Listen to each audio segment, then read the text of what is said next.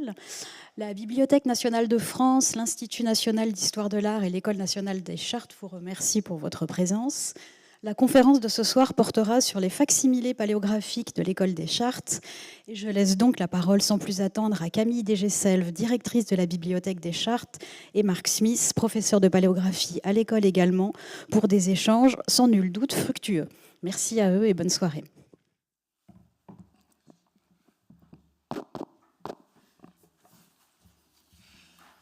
Eh bien, merci Charlotte de cette présentation. Mesdames et messieurs, bonsoir. Nous sommes heureux d'être ici ce soir pour vous présenter une nouvelle conférence du cycle sur les trésors du quadrilatère Richelieu, avec un trésor très inhabituel ce soir, puisque d'habitude ce qu'on vous présente et ce qui constitue leur nature de trésor, c'est d'être des objets originaux. Au contraire, ce dont on va parler ce soir, c'est précisément des objets qui ne sont que des copies d'originaux, et dont on espère vous démontrer malgré tout la valeur et l'intérêt. Il s'agit donc non pas d'un objet, mais d'une collection, d'une vaste collection, conservée par l'École des Chartes. Donc l'École des Chartes qui est ici, comme vous le savez, en voisine, elle est au coin de la rue, enfin rue de Richelieu, où nous formons donc, comme vous le savez sans doute, des étudiants, des élèves qui se destinent à la recherche historique et aux professions de la conservation, notamment, mais pas seulement, dans les archives et les bibliothèques. Alors, une question préalable, qu'est-ce que le facsimilé? Il faut donc commencer par le définir. Le facsimilé, c'est d'une manière générale la reproduction d'un objet écrit dans sa forme graphique propre. Et il se distingue de cette manière à la fois de la copie d'un texte qui n'en reprend pas la forme, comme le fait un moine copiste ou un historien qui copie dans sa propre écriture un texte ancien. Et il se distingue également de la reproduction ou imitation d'une écriture qui en reprendrait les formes sans reprendre le contenu, comme peuvent le faire par exemple les calligraphes qui imitent les écritures gothiques, les écritures cursives romaines ou n'importe quel type, sans pour autant reprendre le texte et en l'adaptant à des textes tout à fait différents. Pourquoi produire des facsimilés? C'est une question qui nous amène à remonter à la plus haute Antiquité, ou au moins à l'Antiquité romaine. La valeur inscrite dans la forme graphique même d'un écrit tient en grande partie souvent à une valeur, disons, symbolique, voire juridique, dans laquelle la forme graphique d'un document fait partie de ce qui constitue son autorité, son authenticité, de ce qui constitue sa valeur légale. Et votre propre signature, par exemple, entre parfaitement dans ce cadre. C'est la forme graphique même qui fait qu'elle est authentique. Et des facsimilés anciens, donc tout cela nous amène jusqu'à la photocopie certifiée conforme, si vous voulez, qui serait un état récent de cet usage. Autre intérêt, la valeur historique de la forme graphique. Cette forme permet l'expertise des écrits anciens, elle permet de les dater, de les localiser, de les authentifier. Elle permet, quand on la maîtrise, de les lire correctement pour en produire une édition. Et la connaissance de cette forme passe par un apprentissage qui lui-même requiert un travail soit sur les originaux, soit, si on veut travailler surtout en groupe, sur des reproductions. Il y a enfin un troisième aspect qu'il ne faudrait pas oublier aussi, qui est la simple curiosité ou l'intérêt plus généralement esthétique de ces écritures. J'ai parlé des calligraphes et de leur intérêt pour les documents anciens. Il leur arrive aussi de faire des copies à l'identique d'objets écrits anciens pour mener ensuite à ce qui sera plutôt dans leur pratique de l'ordre de l'imitation des écritures. Les conditions techniques vont être une partie importante de ce que nous allons présenter ce soir. Les conditions techniques sont déterminantes pour l'évolution et l'histoire des facsimilés en tant que tels. De ces paramètres techniques dépendent la fidélité plus ou moins grande à l'original, mais aussi les modalités de sa diffusion, depuis la copie individuelle qu'un savant peut faire dans son cahier de notes pour son usage propre, jusqu'à l'édition imprimée qui permet de diffuser plus largement dans certaines limites, et jusqu'à la diffusion universelle que permet aujourd'hui la production de facsimilés par les moyens numériques.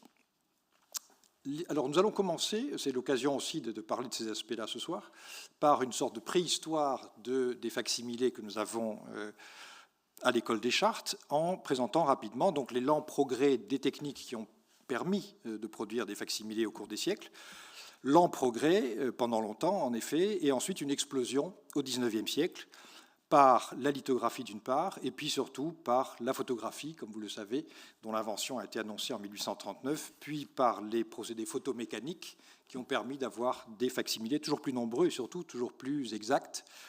La photographie permettant pour la première fois de se passer de l'intervention d'un artiste qui, à la main, copie les documents qu'il a sous les yeux.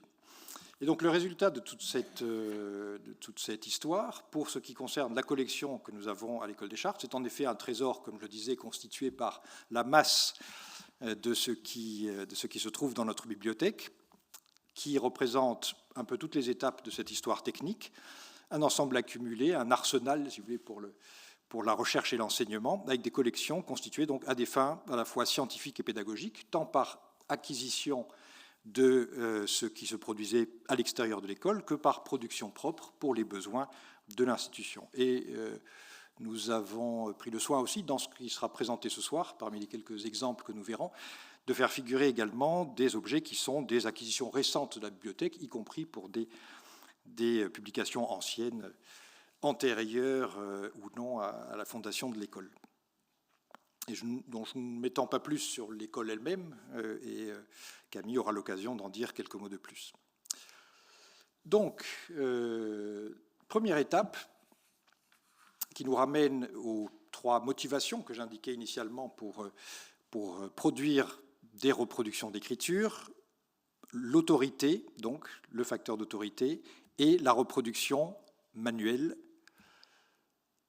à l'encre, sur parchemin ou sur papier, mais déjà auparavant, dans l'épigraphie même, on trouve dans quelques inscriptions de l'Antiquité tardive, ici une inscription donc romaine du VIe siècle, l'exemple d'une écriture qui n'est pas l'écriture habituelle de l'inscription en capitale, mais qui est une écriture, vous voyez, cursive, qui se distingue au milieu du texte et qui est à considérer comme un facsimilé de la souscription de l'empereur, qui aurait écrit de sa main sur l'original en papyrus, sans chimus, c'est ce qu'on voit ici.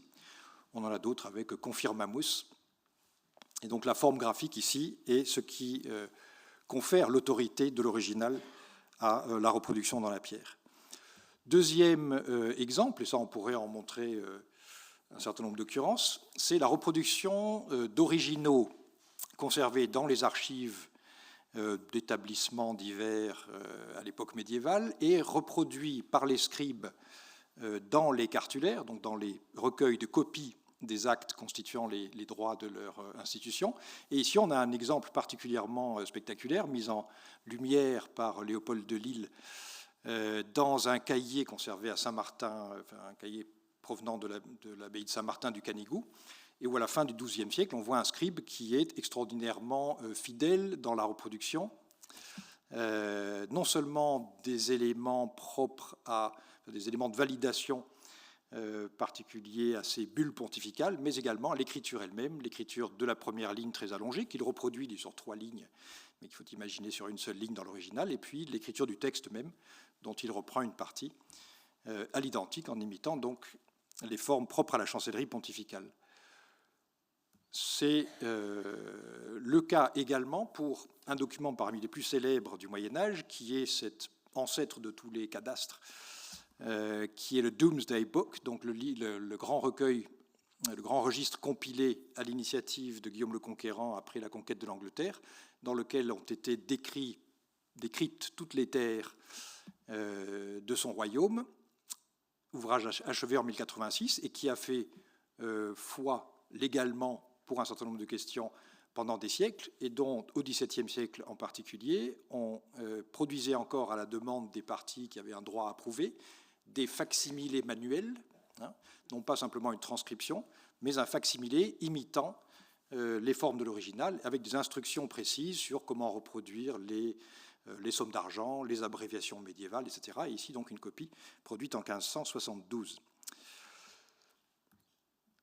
Ensuite, l'intérêt porté par les historiens à la forme graphique. C'est quelque chose qui apparaît essentiellement à partir de la toute fin du Moyen-Âge, en particulier en Angleterre, et on a ici un très bel exemple, parmi d'autres, produit par un historien de l'archevêché de Canterbury, Thomas Elmham, qui nous donne ici une copie de charte ancienne dont il reproduit à la fois les formes de l'écriture, et puis, c'est important aussi, dans l'idée de reproduire la matérialité même du document, vous noterez qu'il y a un cadre autour qui reproduit la surface de parchemin sur laquelle se trouvait le document original, et qui ajoute donc quelque chose à la simple reproduction de l'écriture en tant que telle. On pourrait en citer bien d'autres, sans nous éloigner du quadrilatère et de ses trésors. Voilà, dans les manuscrits de la BNF, on en a un certain nombre, dans des notes d'érudits anciennes. Ici, par exemple, dans un recueil de notes historiques diverses constitué par Pierre Pitou, dans le dernier quart du XVIe siècle, une page dans laquelle il recopie fidèlement des éléments d'une charte, enfin, d'un diplôme mérovingien, notamment les éléments propres à la validation, donc la souscription. Et encore une fois, là c'est un intérêt d'historien, mais qui s'attache particulièrement aux éléments qui prouvent l'authenticité de l'acte, puisqu'ils peuvent contribuer aussi à une critique d'authenticité. Et donc on a à la fois les formes particulières de l'écriture et puis d'autres éléments graphiques qui contribuent à corroborer l'acte. Et ensuite, nous avons alors un manuscrit tout à fait extraordinaire qui se trouve également à la BNF, qui est le recueil d'écriture d'un calligraphe, précisément, qui fait ici œuvre de calligraphe historien, en faisant le tour des bibliothèques des principales abbayes parisiennes et de l'abbaye du Roi à Fontainebleau, pour faire des copies de manuscrits anciens par un intérêt purement historique pour l'évolution des formes de l'écriture. Il arrange un peu les écritures, il les enjolive un peu, rajoute un peu à leur caractère médiéval, mais produit d'une manière générale des reproductions qui sont d'une qualité tout à fait extraordinaire. Ici, il trace en contour donc des grosses lettres onciales qu'il a vues dans un manuscrit qui est également à la BNF et dont vous voyez qu'il n'est pas toujours très facile de copier ce qu'on a sous les yeux, même en regardant bien, quand on a comme ici un manuscrit qui est écrit à l'or et à l'argent sur pourpre. L'argent a complètement noirci, et donc la copie, disons, a d'autant plus de mérite. Le cas ici est intéressant à comparer avec une autre copie également conservée à la BNF de ce même manuscrit, et on voit bien là comment se dissocie l'aspect formel, d'une part l'aspect graphique sur un échantillon simplement d'une page, et l'aspect textuel dans cette autre copie, donc produite par un moine de Saint-Germain, et qui lui copie l'intégralité du contenu, mais dans son écriture du XVIe siècle, sans se soucier du tout de la forme graphique. Là, c'est le contenu qui l'intéresse. Dans ce recueil de Pierre Hamon qu'on aimerait avoir sur la table pour le feuilleter entièrement sous la caméra, il y a bien d'autres choses intéressantes, et en particulier cette amusante confusion, une copie tirée d'un papyrus de Ravenne du VIe siècle et qui est identifié à tort comme le testament autographe de Jules César, document que nous retrouverons un peu plus loin. Voilà. Et donc la copie manuscrite donne la souplesse et la précision nécessaires pour reproduire tout ce que l'on veut. En revanche, elle ne permet pas de diffuser. Ce qui permet de diffuser, ce serait a priori la typographie, sauf que la typographie, dans sa rigidité, disons, technique, ne permet évidemment pas de s'adapter à n'importe quelle forme d'écriture. Elle est plutôt propre à diffuser la transcription des textes que leur copie, avec quelques bémols malgré tout. Alors déjà, il faut rappeler qu'évidemment, la typographie, lorsqu'elle est inventée, est par elle-même une imitation de l'écriture manuscrite. Les premiers livres imprimés, comme vous le savez, ne font que reproduire l'écriture manuscrite, mais non pas sous forme de facsimilé d'un livre particulier, mais plutôt dans le registre de ce que j'ai appelé l'imitation, c'est-à-dire la reprise d'un modèle d'écriture, mais pour écrire autre chose. Et donc là, juste pour mémoire, évidemment, la Bible à 42 lignes de Gutenberg. Là où la typographie a pu servir à produire des facsimilés, c'est au XVIe siècle, dans la suite des relevés épigraphiques, donc des copies d'inscriptions faites par des humanistes à la plume dès le XVe siècle, au XVIe, on voit se multiplier les éditions d'inscriptions romaines produites avec une typographie en capitale qui se rapproche plus ou moins de l'écriture des inscriptions et qui ajoute à la dimension de facsimilé plutôt que de transcription par la reproduction de la mise en page d'origine, avec ou sans indication des contours et de la matérialité de l'objet sur laquelle se trouve l'inscription, qui est en général, mais pas toujours, une plaque rectangulaire. Ici, une plaque visiblement très abîmée. Et la typographie, on tient compte de sa rigidité, mais on la contourne en partie aussi en cassant des caractères, pour reproduire, comme vous le voyez ici, une inscription partiellement visible. Voilà, on va à la main casser les caractères de plomb pour avoir des lettres partielles, pour arriver à rendre plus ou moins l'aspect de l'original. Ici, donc, dans ce recueil de 1534 d'Appianus.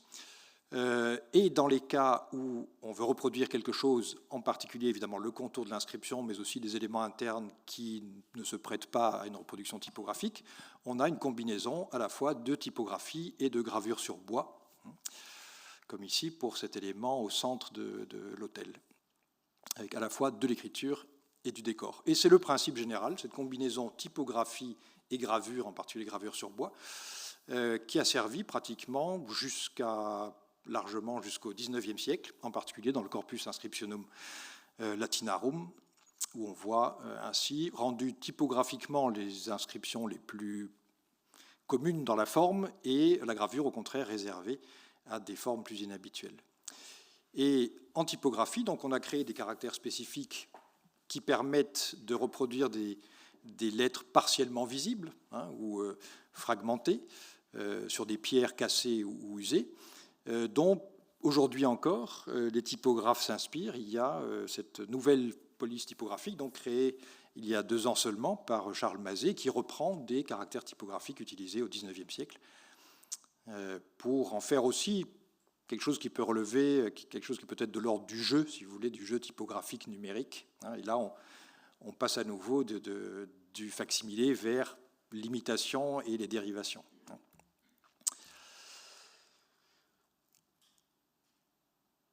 La typographie, donc, ça se prête plus ou moins bien au traitement de l'épigraphie et beaucoup moins bien, évidemment, à la reproduction des livres. Il y a une exception malgré tout, qui est une publication tout à fait extraordinaire d'après un célèbre manuscrit de Virgile de l'Antiquité tardive, un manuscrit du 5e siècle conservé à Florence, et dont a été produit, dont vous voyez ici, non pas l'original, mais une publication en facsimilé, que je reproduis, donc vous avez une reproduction de reproduction, mais un facsimilé moderne photographique, et de là, nous remontons donc à 1741, à cette publication tout à fait extraordinaire dont l'école a fait récemment l'acquisition, qui est une reproduction de ce même manuscrit en typographie. Et vous voyez ici 2 pages côte à côte, l'original et la reproduction en capitale. Et on va pouvoir regarder en zoomant plus fortement sur l'original les particularités de cette typographie. Là, c'est de la gravure sur cuivre, évidemment. Donc on est dans la partie 18e, avant de passer dans l'original, enfin dans la copie de l'original.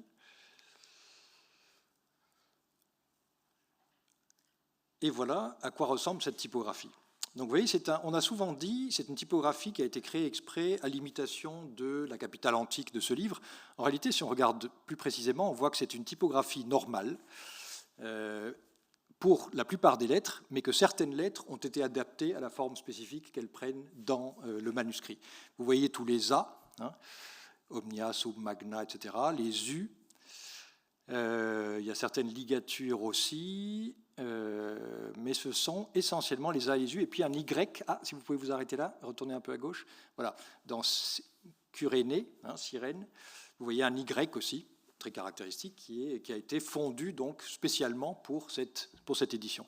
Cette édition utilise aussi, alors elle imite page par page le manuscrit original, elle reprend la mise en page d'origine, elle ajoute même de la couleur là où il y en a. Vous voyez ici, par exemple, une correction dans l'original, Fir Mans, et le Hans a été de la même façon. Ici, il a même l'air d'être écrit à la main. C'est bizarre, ça. Tout l'intérêt du zoom. Il n'est pas impossible qu'on ait retouché un certain nombre d'éléments à la main s'ils n'étaient pas reproductibles en typographie.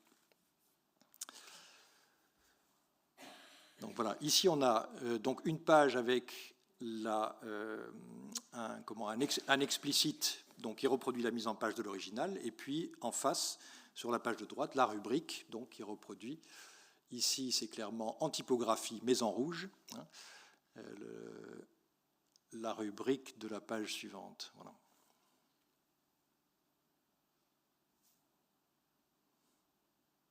Et c'est toujours essentiellement voilà, le A, le U, et puis de temps en temps autre chose, le Y, mais qui suffit à rendre différent hein, l'aspect de la page par rapport à ce qu'aurait été une simple reproduction typographique avec les caractères habituels.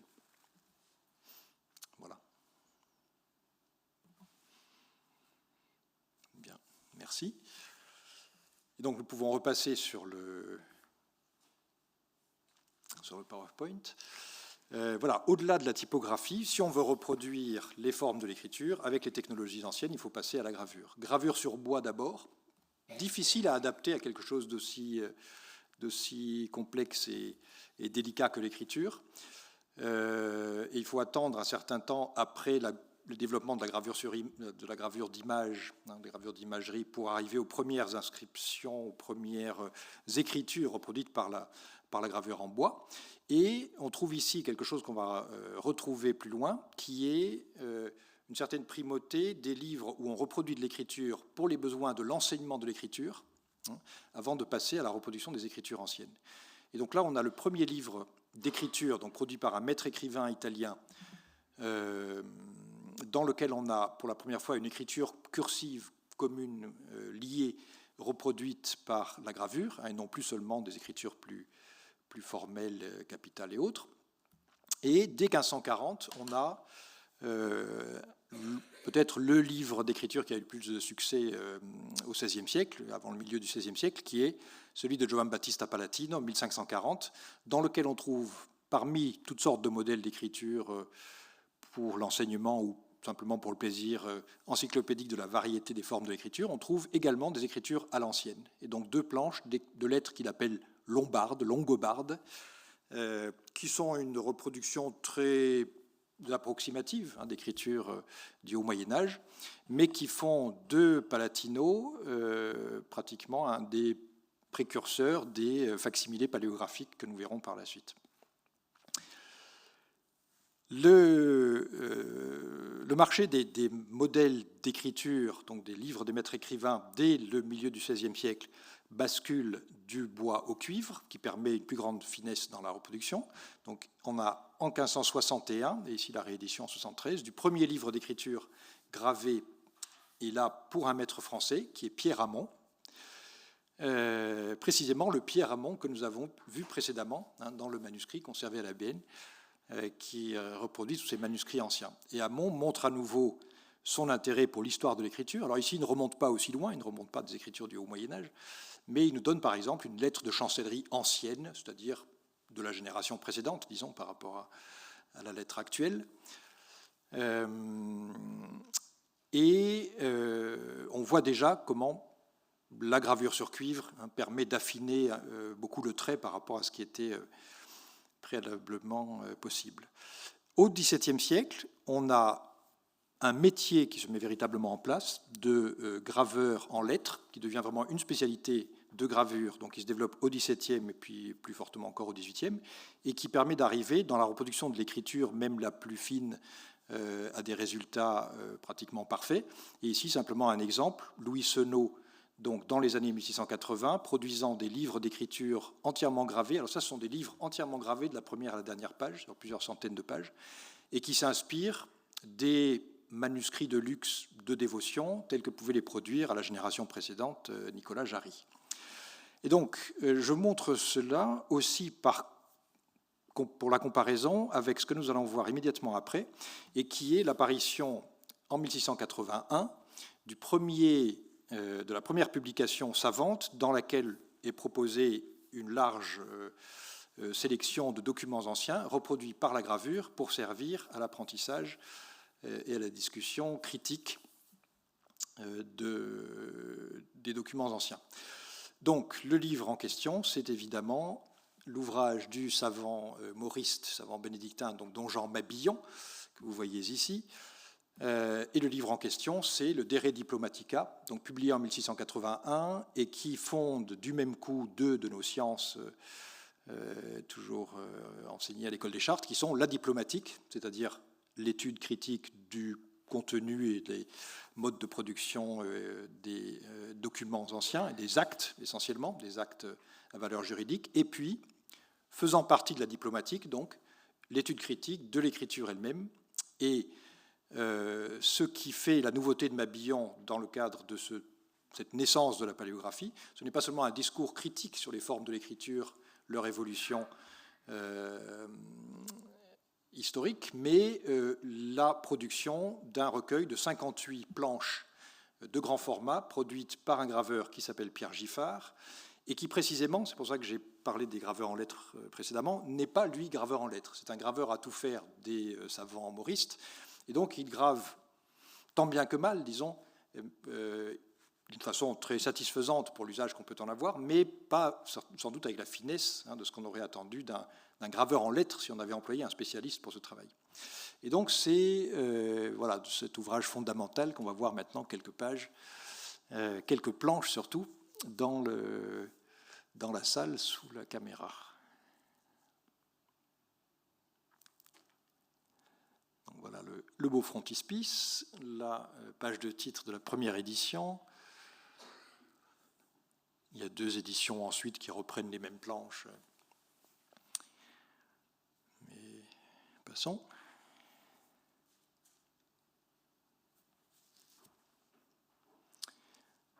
Et voilà quelques exemples de ce qu'il nous donne. Il s'intéresse particulièrement aux actes des rois mérovingiens.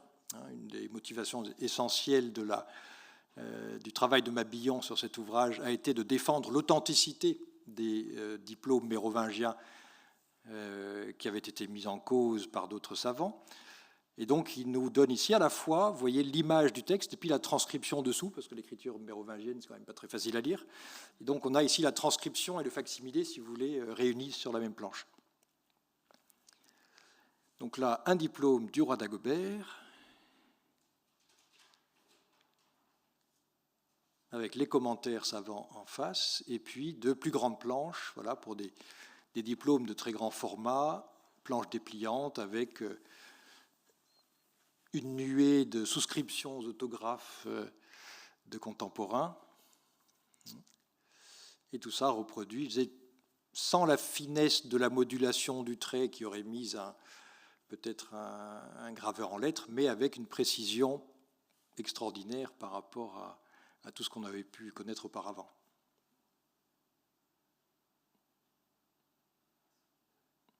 L'effet du zoom est très intéressant. On a l'impression de survoler en avion ce diplôme mérovingien, comme une sorte de paysage graphique touffu.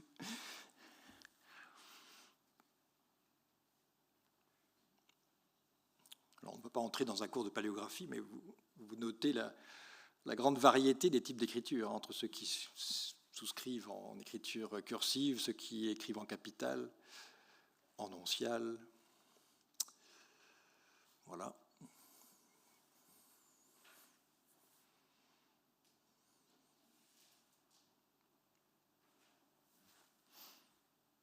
Très bien, merci. Alors on peut noter, entre autres, dans ce recueil de Mabillon, que nous retrouvons notre vieille connaissance, le testament de Jules César. Alors ce qui est intéressant ici, c'est que Mabillon lui-même n'a pas vu l'original et a repris cette image dans Hamon. Donc, il y a une filiation directe là, entre le calligraphe et le savant. Mabillon reconnaît sa dette envers Hamon et dans le supplément ensuite reconnaîtra sa bourde en disant je me suis trompé sur le testament de Jules César, ce n'est évidemment pas le testament de Jules César. Et voilà, la correction arrive après coup.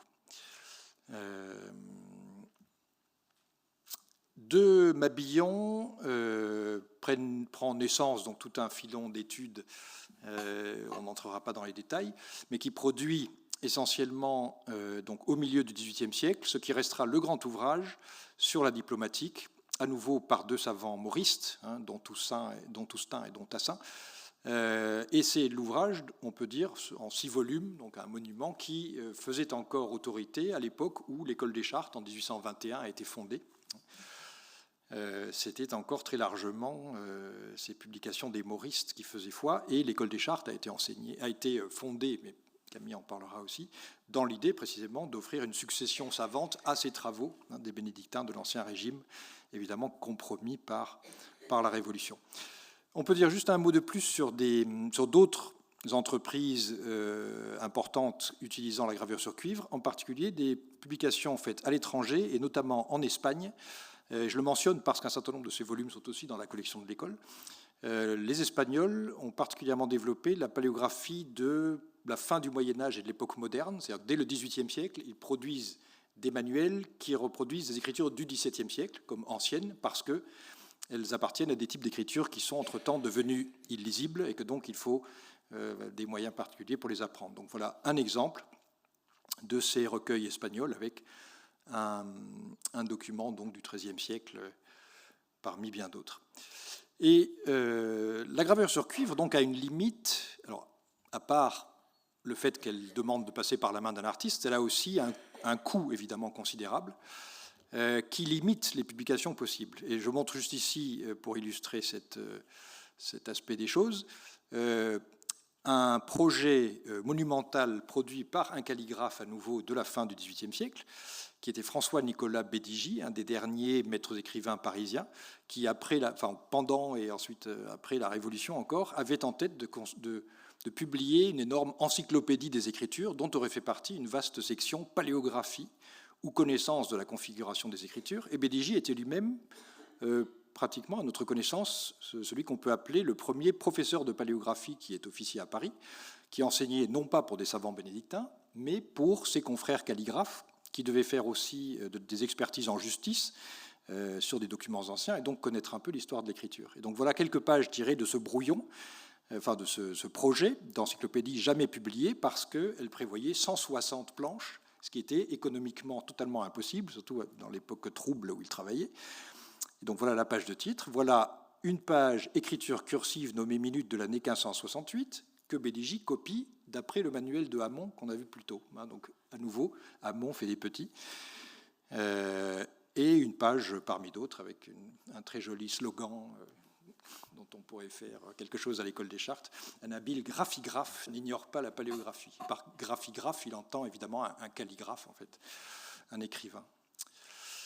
Dernière étape avant l'arrivée de l'école des Chartes, la lithographie, qui donc, inventée à la toute fin du XVIIIe siècle, aborde le domaine de la reproduction des écritures, à ma connaissance dans les années 1810, à nouveau par l'enseignement, avec ce petit modèle scolaire, la grosse anglaise, et ensuite, rapidement, le domaine également des écritures anciennes. Et ici, à ma connaissance, le premier recueil manuel de paléographie en lithographie, qui est un recueil néerlandais, dont nous avons aussi pu faire l'acquisition très récemment, un petit format avec des écritures qui là aussi vont jusqu'au XVIe, XVIIe siècle, qui sont reproduites donc par un artiste lithographe sur la pierre lithographique. Et enfin, alors pour illustrer aussi la manière dont la lithographie dessert les taux économiques qui pouvaient limiter la production de facsimilés, on voit des grandes entreprises éditoriales qui visent le grand public, manifestement, comme cette isographie des hommes célèbres, dont les 2 premiers volumes sont en lithographie, publiés en 1828-1830, et reproduisent donc des signatures ou des lettres et documents divers de personnages célèbres, ici une lettre d'Anne d'Autriche, reproduite donc par la lithographie. Et enfin, puisque vous avez vu beaucoup de choses en noir et blanc, on va regarder un peu de couleur quand même, pour illustrer les progrès ultérieurs de la lithographie, mais qui auront peu d'effet dans la production savante. Simplement, ça nous permet de voir encore une fois l'interférence qui a existé pendant très longtemps entre les travaux des calligraphes et les travaux des savants sur les écritures anciennes.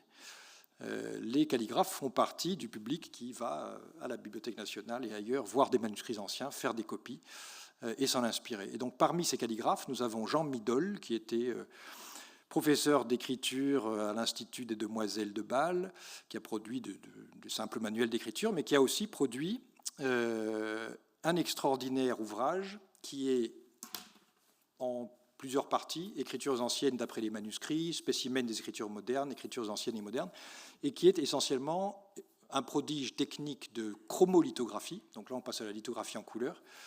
Et ce recueil sert à la fois à illustrer la créativité graphique de M. Midol, mais également la capacité technique de son imprimeur qui produit des résultats tout à fait exceptionnels. Et donc, c'est le livre que nous voyons maintenant, également donc une acquisition toute récente de la bibliothèque, avec ce frontispice évocateur là, des manuscrits et livres anciens. Et ensuite, la reproduction de toutes ces écritures. Alors, on pourra passer rapidement sur toute la partie, disons, plus fantaisiste, inventive ou moderne, simplement, hein, des écritures modernes comme ce modèle d'anglaise, pour nous concentrer plutôt sur la partie finale, ensuite, où il reproduit précisément des manuscrits médiévaux. Donc il y a de tout, de l'écriture allemande, des chiffres de toutes sortes. C'est un livre qui est très populaire encore aujourd'hui chez les graphistes qui peuvent y puiser des idées sans fin, des hiéroglyphes. Et voilà donc la partie manuscrits médiévaux, dans laquelle la couleur, pour une fois, sert à reproduire également des écritures d'apparat, le décor des manuscrits anciens. Et vous voyez l'extraordinaire finesse du travail du dessinateur lithographe et de l'imprimeur, puisque cela suppose des calages de pierres successives avec les différentes couleurs.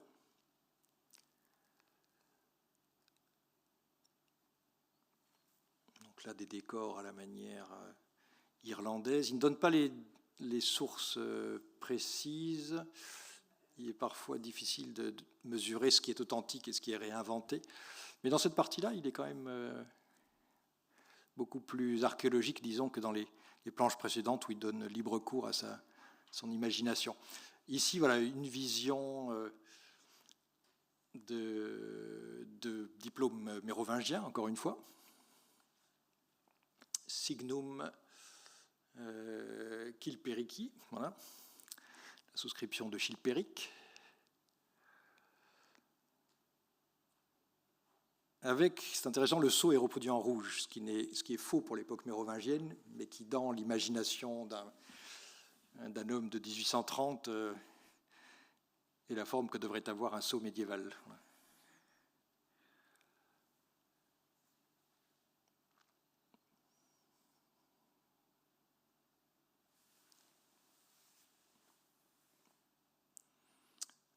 Ensuite, des images tirées de livres d'heures. Et là, vous voyez les extraordinaires dégradés de couleurs, hein, qui sont des chefs-d'œuvre techniques à chaque fois. Bon, alphabet gothique, là, passablement réinventé, pas très médiéval.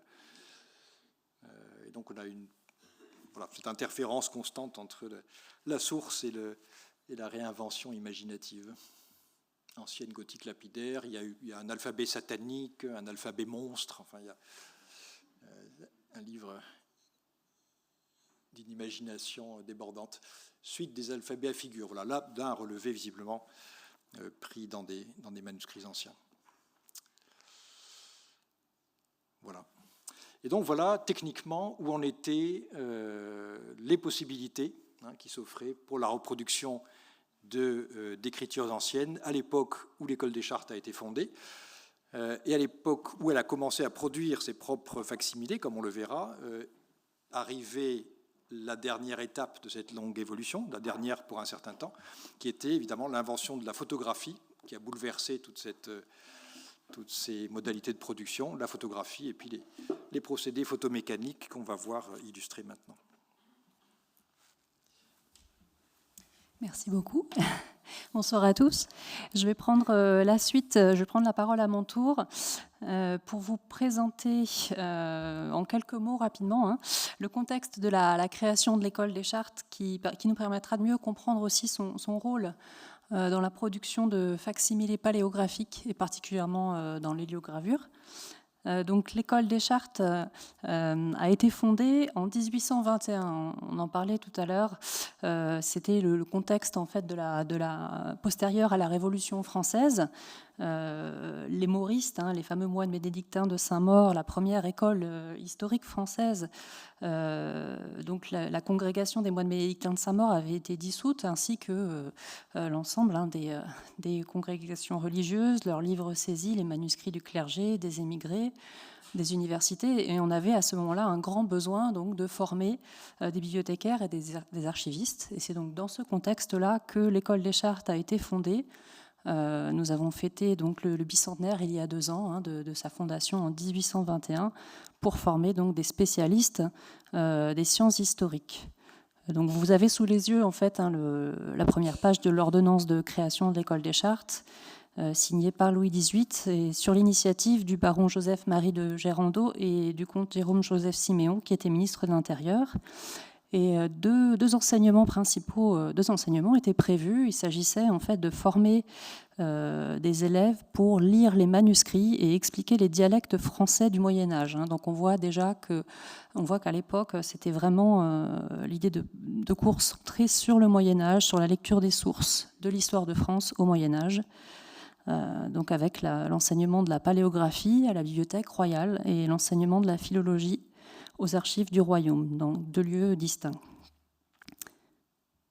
Je dois dire quand même que les premiers temps de l'école ont été faits de nombreux tâtonnements, puisqu'en fait on a eu, après cette première fondation en 1821, une première promotion qui a étudié pendant 2 ans, et puis dès 1823, l'organisation des enseignements n'étant pas encore bien calée, l'école est mise en sommeil et redémarre en 1829 avec des enseignements qui sont organisés entre un cours élémentaire d'1 an aux archives du royaume pour apprendre à déchiffrer et lire les chartes des diverses époques, donc de paléographie, puis 2 ans à la Bibliothèque royale pour l'étude des langues romanes, philologie et de la diplomatique.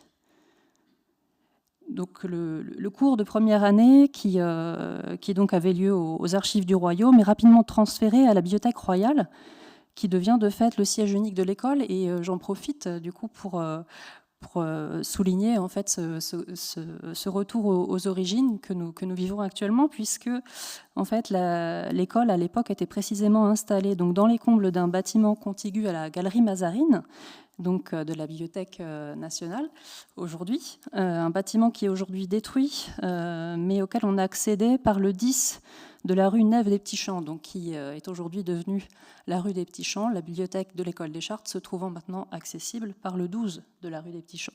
Donc un véritable retour aux sources. Donc l'école des Chartes se trouvait donc dans ces locaux de la Bibliothèque royale un peu à l'étroit. Et de même, l'organisation des enseignements n'était pas encore extrêmement bien définie. Donc une autre ordonnance est venue véritablement organiser, structurer les enseignements de l'école et l'installer aussi dans des locaux bien spécifiques, avec une bibliothèque et un budget propre. C'est une ordonnance qui a été promulguée en 1846. Et à ce moment-là, l'école s'installe au rez-de-chaussée de l'hôtel de Soubise, donc aux archives, dans le palais des archives du royaume. Et les cours avaient lieu dans le salon ovale que vous avez sous les yeux. Donc c'est un moment important pour l'école parce que c'est aussi le moment, ce changement de lieu, le moment où l'école va s'éloigner un petit peu des documents originaux. Mais j'y reviendrai un tout petit peu plus tard. Je vais laisser la parole quelques instants à Marc pour parler de la chaire de paléographie. quelques mots très brefs. Donc, l'école des Chartes étant d'abord installée aux Archives nationales et à la Bibliothèque nationale, les cours de paléographie étaient donnés par des conservateurs, et cela est resté l'usage jusqu'à 1897. Tous ces professeurs de paléographie ont laissé relativement peu de traces dans l'histoire de la paléographie, et une grande partie de leur œuvre consiste dans la production de ces facsimilés qu'on va voir. Des facsimilés donc qui couvrent une très grande variété de champs, de l'écriture médiévale et post-médiévale, entre les langues, le latin, le français et l'occitan essentiellement, les livres et les documents, et un arc chronologique donc qui va maintenant de l'Antiquité, disons, jusqu'au XVIIe siècle, et pas grand-chose pour le XVIIIe. Et c'est une collection qui évidemment sert aussi bien à la paléographie, mais à la diplomatique, à la philologie. Ces facsimilés paléographiques ne servent pas qu'à la paléographie. Voilà. Et donc, dès les débuts, oui, l'enseignement aux archives était couvré d'un période, disons, 12e, 17e siècle, donc on allait déjà assez tard. Et ensuite, bon, on est remonté plus largement au Moyen-Âge. Et c'est un enseignement essentiellement pratique aujourd'hui encore, et qui donc fait une grande consommation de facsimilés très variés. J'en arrive maintenant au rôle de l'École des Chartes en tant que productrice de facsimilés qu'on va étudier à travers plusieurs ouvrages. Je vous montre avant cela ce sur quoi en fait étudiaient les tout premiers élèves de l'École des Chartes, puisque dans dans les 2 premières années donc, de l'École des Chartes, les élèves étudiaient sur des documents originaux. On n'avait pas encore besoin d'utiliser des facsimilés. On était installé directement auprès des archives. Et donc l'archiviste Joseph-Nicolas Pavillet, qui était chargé de l'apprentissage de la lecture des chartes, avait composé ce recueil de pièces originales représentatives des différents types d'écriture, et il avait prélevé les documents pour ses besoins dans les fonds des archives nationales. Et donc on a conservé aujourd'hui ces cahiers paléographiques, qui ne sont d'ailleurs pas en très bon état, mais voilà, qui permettent de montrer des documents utilisés pour les cours par les élèves de l'école. Et j'en arrive du coup maintenant à une personnalité qui a joué un rôle fondateur dans la production de facsimilés par l'École des Chartes. Donc c'est monsieur Champollion-Figeac, donc un autre Champollion que vous voyez à l'écran. Donc Jacques-Joseph Champollion-Figeac, c'était en fait le frère aîné du déchiffreur de hiéroglyphes que vous connaissez tous. Il était conservateur des manuscrits à la Bibliothèque royale, donc entre 1828 et 1848, et il a également été professeur de paléographie à l'École des Chartes à partir de 1830. Et surtout, en plus de tout cela, il a joué un rôle dans l'administration de l'école en tant que chargé du secrétariat de la commission de l'École des Chartes. Il est devenu de fait responsable du budget de l'école. Il s'est vu demander au ministre des crédits pour l'acquisition de matériel, et ces crédits ont servi rapidement à la confection de facsimilés. Donc on va passer à la présentation du premier ouvrage que je voulais vous montrer ce soir. Il s'agit en réalité d'un recueil qui se compose de plusieurs ouvrages, comme on peut le voir à travers cette table des matières manuscrites, qui serait, j'émets l'hypothèse qu'elle serait de la main de Champollion-Figeac, puisqu'on voit d'ailleurs une mention à la première personne. J'ai un deuxième exemplaire de cette bulle en rouleau. Voilà, merci. Et donc cette table des matières, en fait, ça permet de montrer aussi que ce recueil a été véritablement composé, constitué par la volonté de Champollion-Figeac, qui souhaitait rassembler au même endroit, sous la même reliure, les toutes premières réalisations de facsimilés dont il avait assuré la direction pour l'École des Chartes. Le dénominateur commun en fait des documents reproduits était qu'ils appartenaient à la bibliothèque royale, où il était justement conservateur. Au départ des chartes latines, mais ensuite aussi des chartes romanes, des chartes voilà, d'écriture et de périodes variées. Donc ce que vous avez sous les yeux, ce sont des reproductions en facsimilé de rouleaux de papyrus, ce qui en soi était un défi de reproduire des rouleaux de papyrus en facsimilé. En réalité, il a fallu avoir recours à un découpage en plusieurs planches pour reproduire les différentes colonnes en fait, du rouleau de papyrus initial. Et ce sont donc les chartes de Ravenne, dont je crois on parlait tout à l'heure, du VIe siècle. Donc la reproduction a ici recours à la lithographie. Alors là, on arrive sur un deuxième fascicule qui, en réalité, dans l'ordre chronologique, était le premier, mais c'est vraiment Champollion-Figeac qui a choisi l'ordre de la reliure des fascicules. Il a choisi tout simplement de relier dans l'ordre des originaux transcrits. Et on remarque une sorte de coquetterie aussi, de facsimilé dans le facsimilé, avec des décors sur cette notice et sur cette page de titre. Voilà.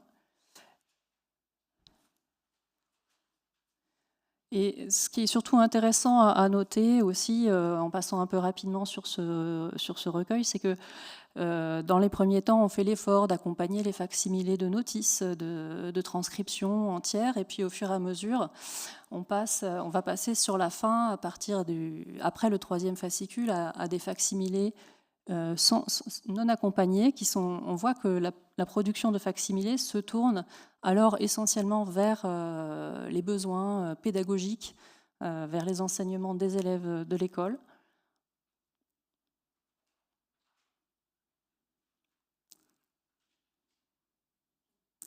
Ils sont toujours assez impressionnants à déplier et délicats. Voilà. On va éviter. Voilà.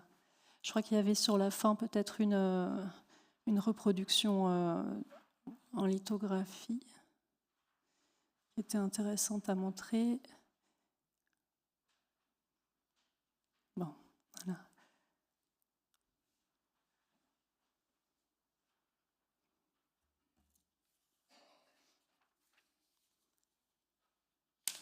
Donc la technique en fait que vous voyez sous les yeux, c'est donc bien celle de la lithographie dont parlait déjà Marc tout à l'heure.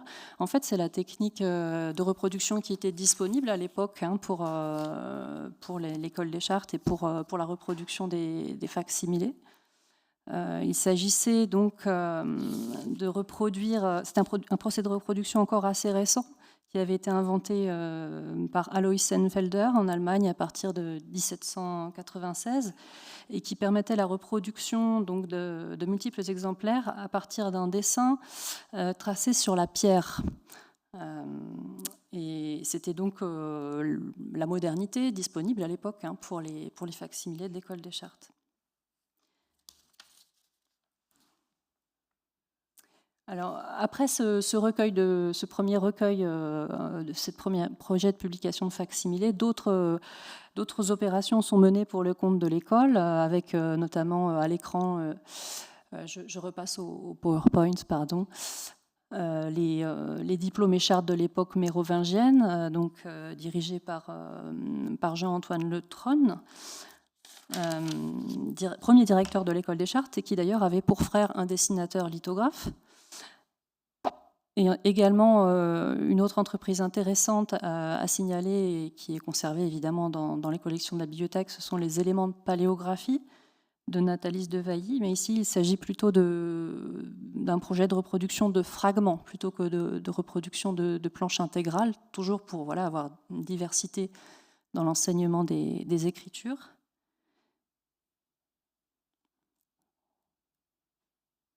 Et donc là, ça permet de revenir aussi vers un facsimilé qui était présenté en illustration de la conférence.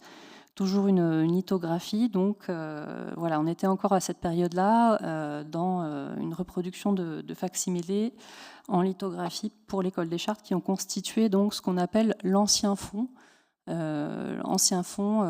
Conservé à la bibliothèque et également à l'école des Chartes et qui a été complété par la suite.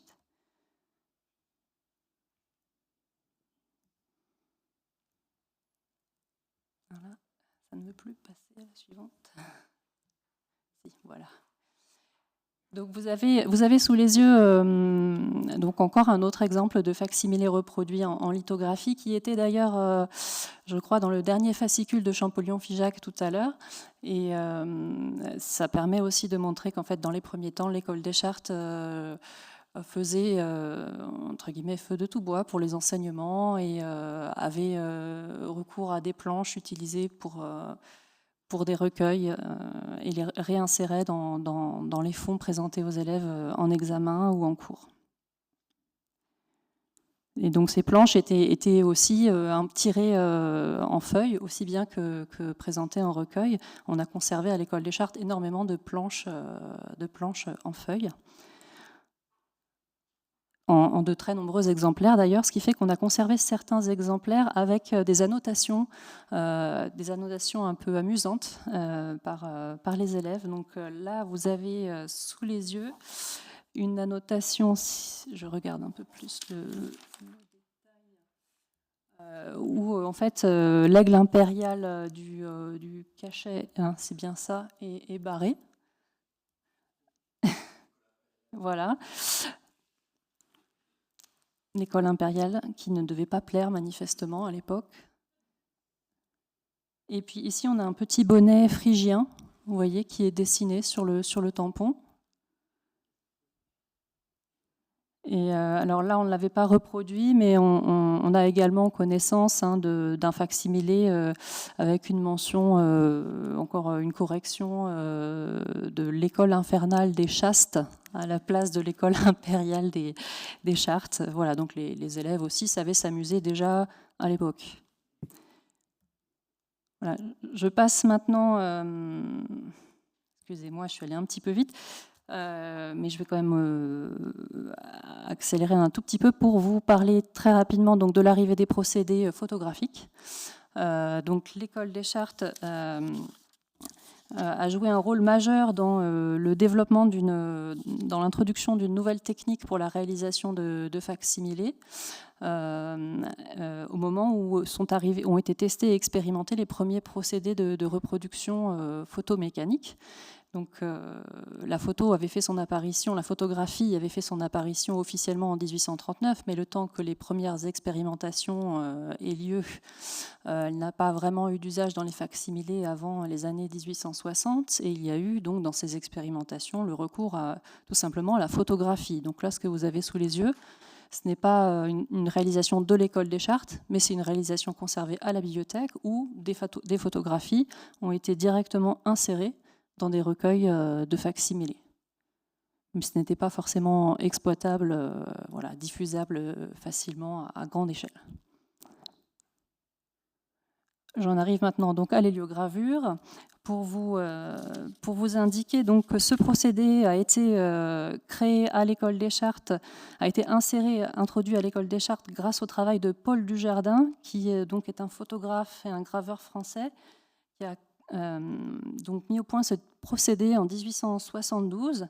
Et le principe de l'héliogravure ou héliographie, c'était donc à partir de la technique de la reproduction photographique de réaliser la gravure d'une plaque de cuivre photographiquement. Et ensuite, le tirage se faisait comme celui des plaques gravées au burin ou à l'acide. C'est une plaque de cuivre que vous voyez à l'écran qui a servi à réaliser des tirages de facsimilés. Donc en somme, si vous voulez, avec l'héliogravure, la lumière va remplacer le burin du graveur. C'est donc un avantage important par rapport à la lithographie, puisque désormais on a une fidélité à l'image qui est très supérieure à celle du meilleur dessin d'un lithographe, et puis aussi la possibilité de retirage ultérieur quasiment illimité. Donc là, on voit que l'école des Chartes ensuite s'est organisée pour produire des facsimilés en héliogravure avec la librairie Picard. Il y avait toute une structure qui s'est mise en place, des échanges d'originaux avec les institutions de conservation, des échanges de plaques de cuivre mises à disposition de la librairie. Et ça me permet de vous présenter donc un recueil qui a joué un rôle, dont les facsimilés jouent encore un rôle aussi dans les enseignements de l'école. C'est le recueil des facsimilés à l'usage de l'École des Chartes. Donc il s'agit d'un recueil donc, du nouveau fonds. Le nouveau fonds a été créé pour accueillir les héliogravures, tandis que l'ancien fonds a été créé pour les lithographies et les autres reproductions qui sont arrivées par la suite.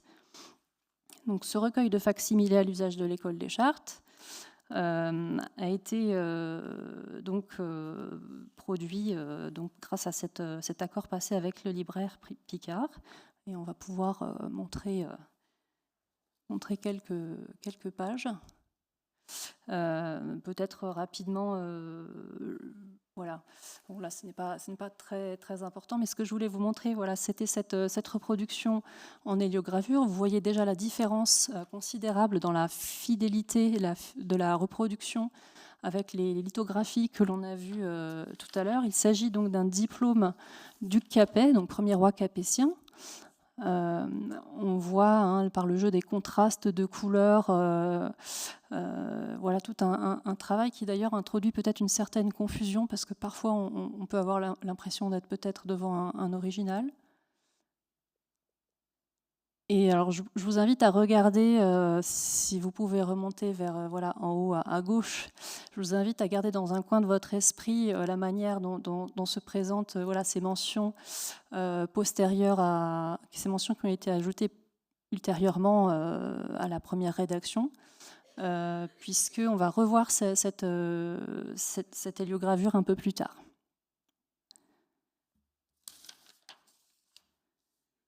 Et voilà, il y a également ce tampon, effectivement, aussi, que vous pouvez noter. Le tampon des archives, l'institution de conservation où se trouve conservé l'original. Voilà. Et si on veut montrer rapidement dans ce même ouvrage, il y avait la page suivante où on avait, de manière assez originale, une copie de copie, en fait. Hein. C'est-à-dire que c'était on a le facsimilé d'une copie du XIIe siècle qui elle-même est une copie d'un acte de 989. Voilà. On trouve souvent finalement ce genre de jeu de copie. On l'avait déjà évoqué tout à l'heure. J'avais également voilà, proposé de montrer cette reproduction d'un testament d'un chanoine de Lyon passé en 1260, un document qui est reproduit recto verso, et ce qui permet d'insister sur le fait que l'héliogravure permet vraiment d'apporter aussi une reproduction qui insiste, qui transmet très fidèlement la matérialité du document initial. On peut voir jusqu'au grain du parchemin, on peut voir les lacets, les sceaux. C'est vraiment voilà, quelque chose d'assez différent par rapport aux lithographies.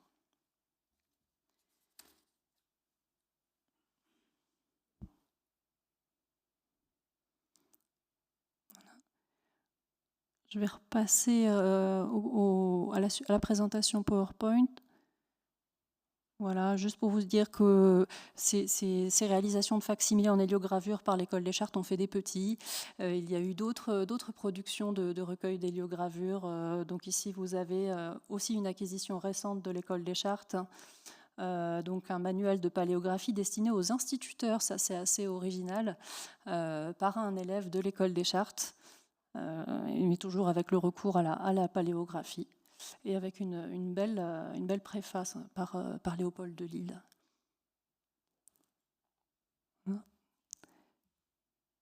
Et j'en viens tout de suite donc, au dernier ouvrage que je voulais vous montrer ce soir, qui montre également l'influence, toujours le rôle de l'école dans la production de facsimilés en héliogravure.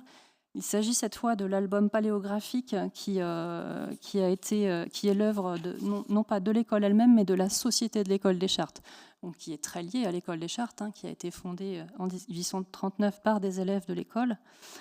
Et cet ouvrage-là, contrairement au recueil de facsimilés que je viens de vous montrer, qui était vraiment tourné vers l'usage des élèves principalement, cet ouvrage-là a vraiment un objectif de diffusion à l'extérieur, vers un autre public, et participe d'un mouvement aussi européen de développement des reproductions de facsimilés. Donc c'est un ouvrage assez imposant, un ouvrage même un ouvrage de luxe, si l'on peut dire, vu son très grand format, et vous verrez le soin apporté aussi à chaque fois à au fait que face au fac-similé, vous avez également une pleine page qui présente une notice détaillée, des éléments de transcription. Et je voulais vous montrer particulièrement le même diplôme que tout à l'heure, si on le retrouve, qui normalement était plutôt vers le début, le diplôme du Capet, ou sinon... Est-ce que j'ai noté le numéro ?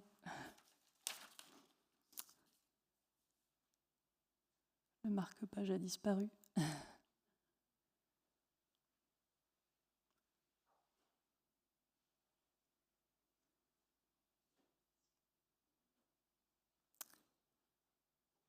Ah, c'est fort dommage.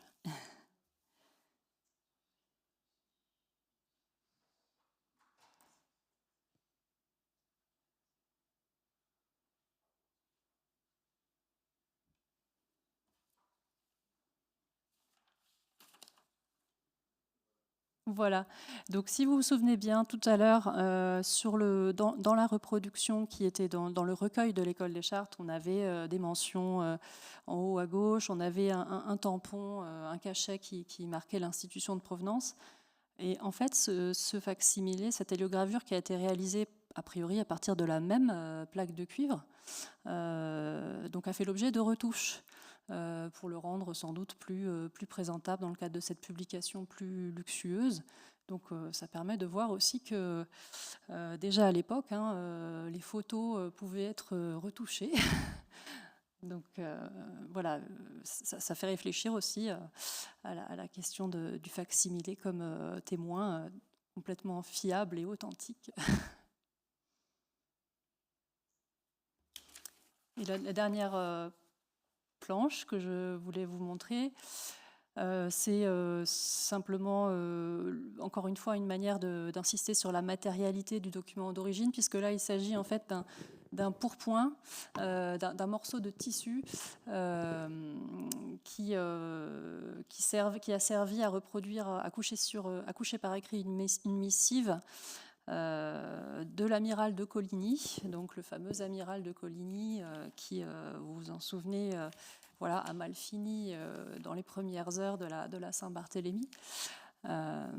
Et donc, c'était un petit peu avant, évidemment. Il s'agissait donc de faire passer une missive dans le cadre d'un siège du siège de Rouen. Et donc, les coursiers qui portaient des messages sur eux les avaient cachés donc, dans la doublure de leur pourpoint. Voilà, donc c'est un fac-similé qui reproduit un texte écrit sur la doublure d'un pourpoint, qui n'a pas forcément très, très belle allure, mais qui néanmoins rend bien compte de l'original. On voit les fibres du tissu. Comme on approche de la fin du temps de parole, je vais très rapidement indiquer que donc cette aventure de l'héliogravure c'est quand même a duré a été assez rapidement arrêtée, même si elle a quand même permis de produire plus de 400 fac-similés du nouveau fond de l'École des Chartes, puisque un nouveau procédé, le procédé de la phototypie, également un procédé de reproduction photographique est apparu, qui s'est avéré moins coûteux et voilà, qui a permis quand même aussi de poursuivre l'aventure de la reproduction de fac-similés. Donc ici, c'est un exemple de reproduction en phototypie, également conservé dans les collections de la bibliothèque. Et pour vous montrer aussi que la phototypie a permis de diversifier encore la reproduction des écritures et les écritures enseignées à l'école. Donc là, vous êtes face à une écriture cursive d'une minute d'une feuille d'audience du Parlement criminel de Paris au XVIIe siècle. Donc évidemment une écriture qui, à titre personnel, me parle beaucoup, mais que je ne vous déchiffrerai pas aujourd'hui. Je vais passer la parole à Marc pour un mot de conclusion. Voilà, simplement pour dire que nous trouvons évidemment maintenant un nouveau tournant technologique qui remet un peu en question tout ce qui nous a servi jusqu'ici, avec le tournant numérique évidemment, et avec la numérisation de masse par collections entières menées maintenant par les institutions de conservation elles-mêmes. Quelle est dans ce contexte la valeur de notre trésor? Voilà, il me semble qu'elle a une valeur patrimoniale qu'elle n'avait peut-être pas à l'origine. Elle a une valeur certaine encore d'un point de vue pratique dans la matérialité même de ces facsimilés, me semble-t-il. Dans le fait que les facsimilés reproduisent ces originaux à grandeur réelle, hein, et non pas à cette échelle indéterminée à laquelle on voit les images sur les écrans. Elle permet, comme devant un original, la perception simultanée de toutes les échelles, précisément, au lieu du zoom qui fait que quand vous voyez un détail, vous ne voyez plus l'ensemble. Et de ce point de vue, les spécialistes du manuscrit ont bien signalé depuis ces dernières années les véritables illusions d'optique auxquelles peut donner lieu la reproduction numérique, où on se méprend sur l'échelle, précisément, sur la dimension de l'original par rapport à ce qu'on a sous les yeux comme reproduction, sur les couleurs même, qui peuvent paraître fiables dans une photo, et puis quand on demande à des internautes de décrire la couleur du manuscrit d'après la photo, on voit qu'ils ont une perception qui n'est pas forcément la même les uns et les autres. À l'inverse, il ne s'agit pas évidemment de dire que le tournant numérique ne serait pas à la hauteur de ce que nous avons vu jusqu'ici. Ce serait évidemment très, très excessif. Le facsimilé numérique offre surtout la voie à des nouveaux modes d'exploitation notamment automatique par la machine elle-même. Et dans ce domaine aussi, l'École des Chartes est actuellement très active, jusqu'à la lecture automatique, la reconnaissance automatique des types d'écriture, hein, donc la typologie paléographique, ou l'identification de main, l'identification de scripteurs individuels assistés par l'ordinateur. Voilà, toutes ces nouvelles utilisations de l'image sont quelque chose qui ouvre des horizons tout à fait neufs. Mais surtout, ce qu'il y a dans le facsimilé numérique, c'est la réconciliation entre le texte et l'image. Par rapport à ce que nous avons vu, où on a d'une part la reproduction inerte, disons, de l'original, et d'autre part l'édition sous forme typographique produite par un historien ou un philologue, ce que le numérique permet maintenant, c'est précisément d'associer les deux, de les entrelacer de manière très étroite, du moment que l'ordinateur est capable d'associer pratiquement chaque lettre du texte à un endroit précis de l'image, et permet de cette manière de rechercher du texte ou même une forme particulière de lettre directement dans l'image elle-même. Et donc cette réconciliation des deux modes de transposition des manuscrits, le facsimilé et l'édition typographique, est une étape ultérieure, mais qui ajoute un étage encore à ce que nous avons vu, mais pour des usages qui sont complémentaires et qui n'éliminent pas pour autant les usages que nous continuons à faire quotidiennement à l'école, de ces facsimilés en papier dans l'enseignement et voire dans la recherche. Merci.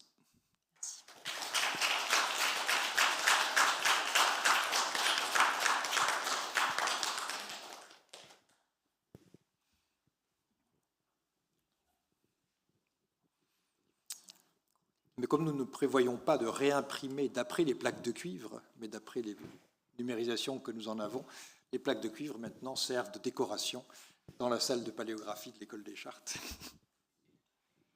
Une petite partie de la collection de plaques de cuivre. Très bien. S'il y a des questions, des commentaires, nous sommes à votre disposition.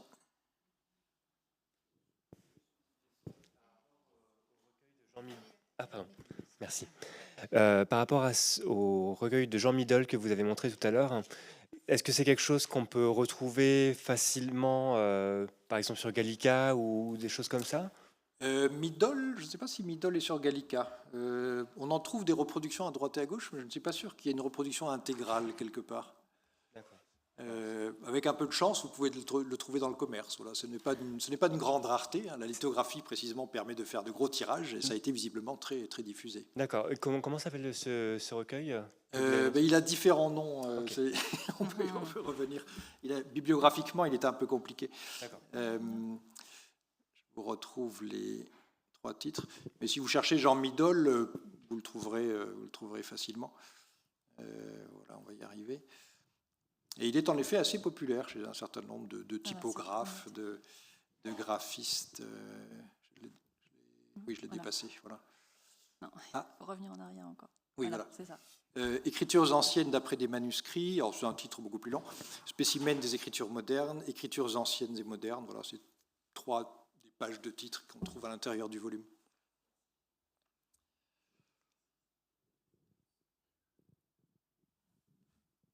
Autre question? On a vu beaucoup de chartes mérovingiennes ce soir, ce n'était pas calculé. Bonsoir, merci pour cette très, très intéressante présentation. Je voudrais savoir combien il y a actuellement d'étudiants à l'école des chartes et s'il y a d'autres spécialités enseignées. D'autres spécialités que la paléographie. Oui, évidemment, on n'a pas beaucoup parlé des autres disciplines, évidemment.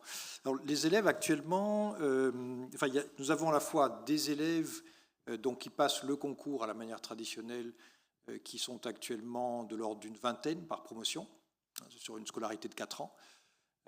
Ensuite, nous avons 3 diplômes de master qui ont en général, sur 2 ans, avec 15 étudiants à l'entrée sélectionnés.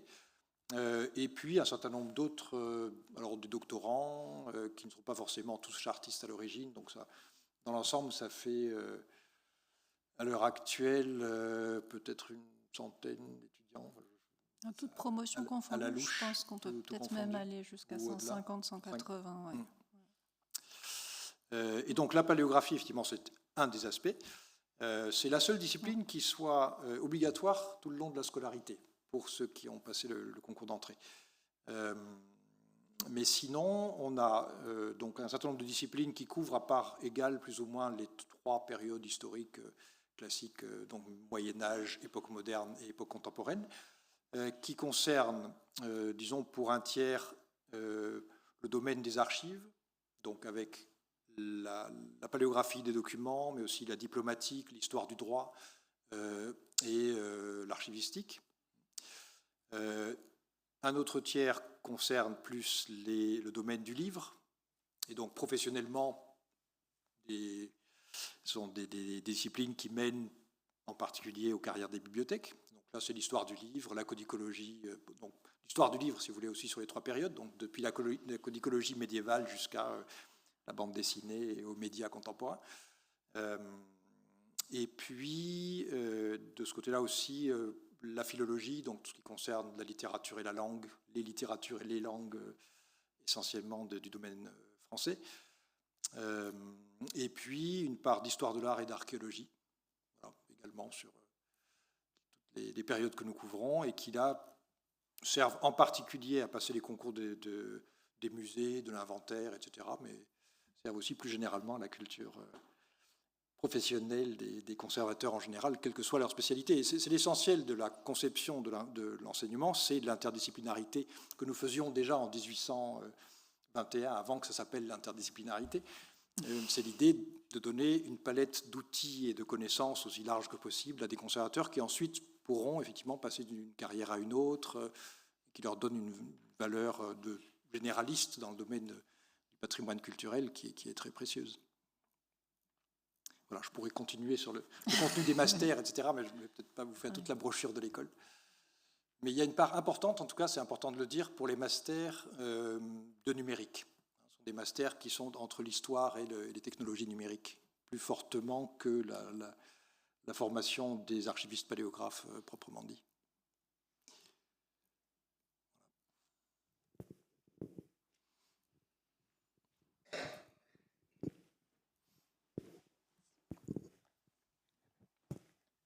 Merci beaucoup pour votre conférence qui est passionnante. Et j'ai encore une question sur la bibliographie. Sur les ouvrages que vous évoquez, notamment Mabillon et Pyramont, on peut consulter où ces ouvrages? Mabillon, je crois, est sur Gallica. Hein. Oui. Oui, oui. Vous en avez plusieurs exemplaires en ligne. Il y a un exemplaire d'édition de 1709 aussi sur un site, je ne sais plus quelle université allemande. Mabillon, vous le trouvez en ligne assez facilement, oui. Vous cherchez Dere Diplomatica, D'accord. vous allez tomber dessus. Et pour les manuels paléographie, c'est seulement à la bibliothèque de l'École des Chartes. Pour Les manuels les du manuels, lesquels, alors 19e siècle, je crois. Alors, les Que ouvrages vous- les que- ouvrages oui. qu'on a Les présentés. grands recueils qui oui. ont été vus là, ceux-là ne sont pas en ligne. Je pense qu'il n'y a rien Non, de tout ça qui soit en en ligne. revanche, ils sont quand même présents dans un certain nombre d'autres bibliothèques. Moi, j'avais regardé, il y en a quand même dans un certain nombre de bibliothèques municipales. Et puis, alors, le recueil de Champollion-Figeac est vraiment pas sous cette forme-là, puisque là, c'était un exemplaire vraiment constitué tel quel, mais on va trouver séparément des fascicules. Oui, c'était Voilà. vendu aussi d'une manière générale. D'accord. Voilà, en beaucoup d'exemplaires, mais effectivement, dans les bibliothèques, on peut le trouver à différents endroits. Merci beaucoup.